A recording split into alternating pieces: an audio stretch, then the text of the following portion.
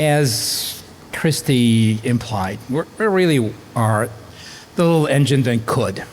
And I'll tell you a little bit about how it developed and a little bit of science, not too much. So now that you've had some food, I'll take you through the journey, what's happening to it now. So it probably passed through the esophagus. It's maybe sitting in the stomach, a little pouch that still mixes things up, then pushes down in the small intestine. That's where most of the absorption of nutrients takes place. And then it's going to enter the colon in a couple hours.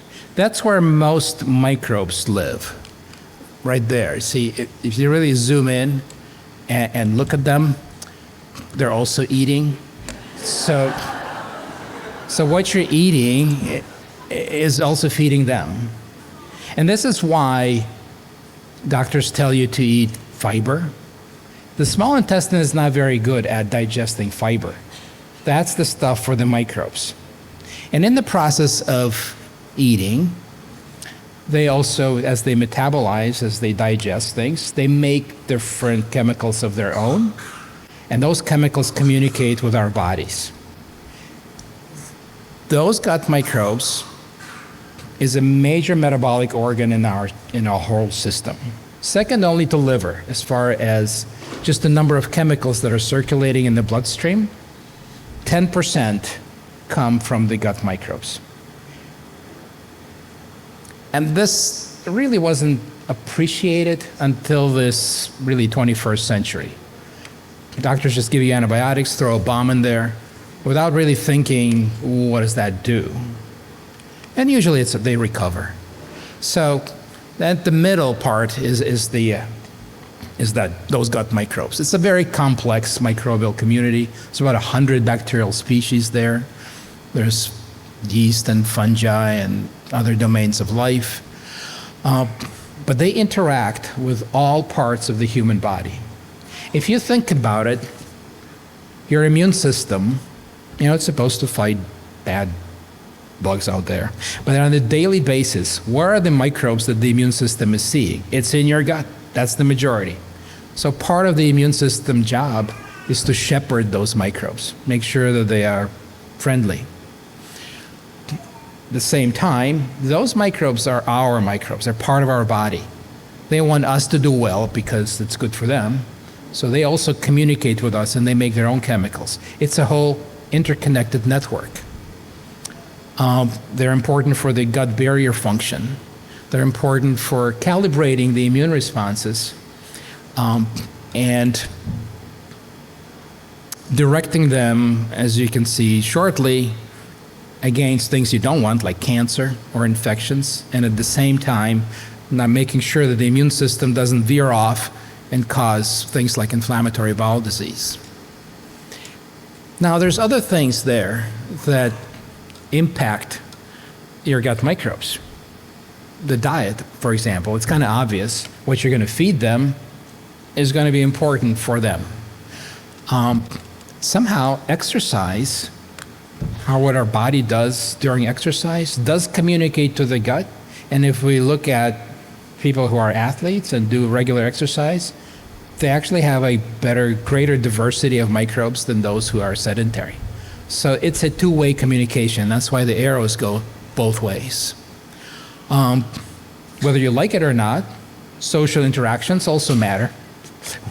Microbes are a communal resource. If you're just living in a hospital and that's all you're around, you're probably picking up some unfriendly microbes there that are seeing a lot of antibiotics. All of those things are modifiers.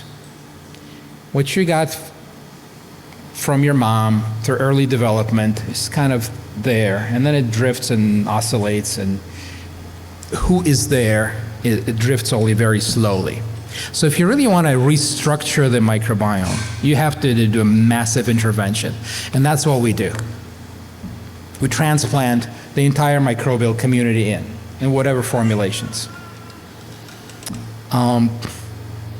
And that the objective there is to really restructure the microbiome, which may have veered off in some unhealthy state, have a fresh start. And this opened up a whole new frontier of medical therapeutics. As Christy already alluded to. So, Pete has, told you about 2015, but he came to see me in 2013. So it took us like 2 years to really think through what Pete was trying to achieve. He went through a painful personal journey, as he alluded to.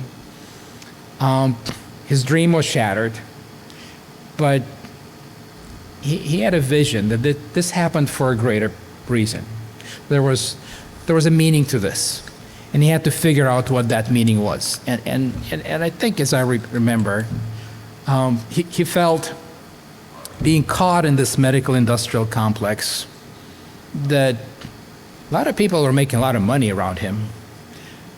He was given very expensive medications, and he wasn't really getting better.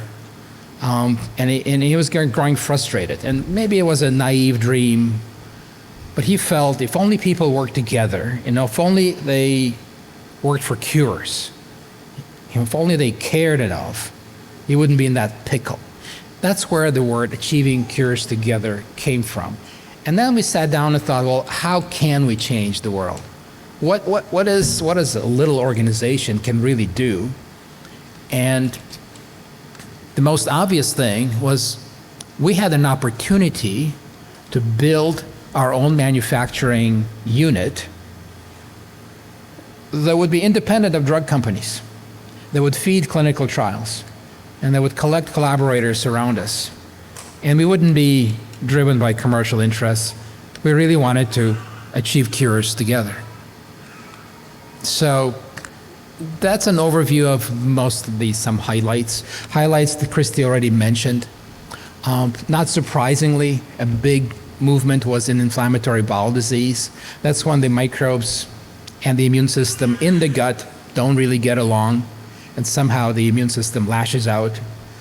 And all the therapies right now are directed at calming down the immune system, but it works half the time. The other half, it often veers off and still fails. There's this microbial component that we're trying to address, and Dr. Vaughn here, who's here today, is really leading that effort in two major versions of this disease, ulcerative colitis and Crohn's disease.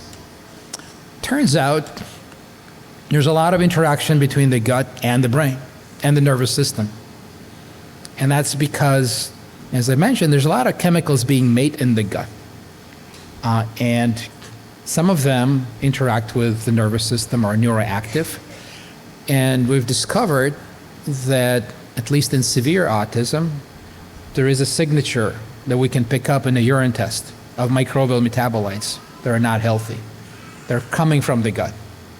And we've done actually more than one trial. We're at 4 now, phase 2 trials, and they all show superiority over placebo. When we restructure the gut, a lot of the symptoms that are really impacting the families do get better. A lot of them are GI symptoms. But if you have a patient who it's not verbal, they can't really articulate that they're in pain, and autism is something that's characterized by hypersensitivity to about everything, whether it's skin or gut pain, it results into many adverse behaviors. So if you can fix the gut, a lot of the behavioral symptoms improve as well. As she said, we're really moving to that arm of research, hopefully toward FDA approval, and that may take a couple more years. There's trials in modulating the immune system in things like food allergies. We have a trial in Boston Children's on peanut allergies, but also a number of trials trying to optimize cancer therapies. The biggest thing in cancer therapy world that happened is immunotherapy, trying to target the immune system against the cancer. But if somebody took antibiotics, it doesn't work very well. So there's that calibration that the gut microbes do is also adjunctive treatment to immunotherapy. So we have collaborators in Fred Hutchinson, emerging one in City of Hope in Texas, one over here.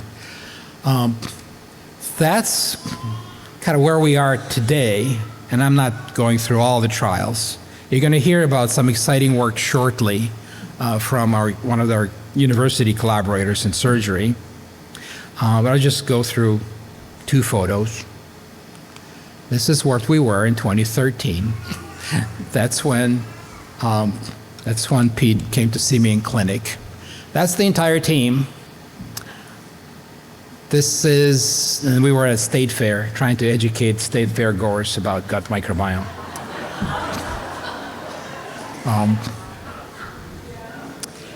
This was us last year.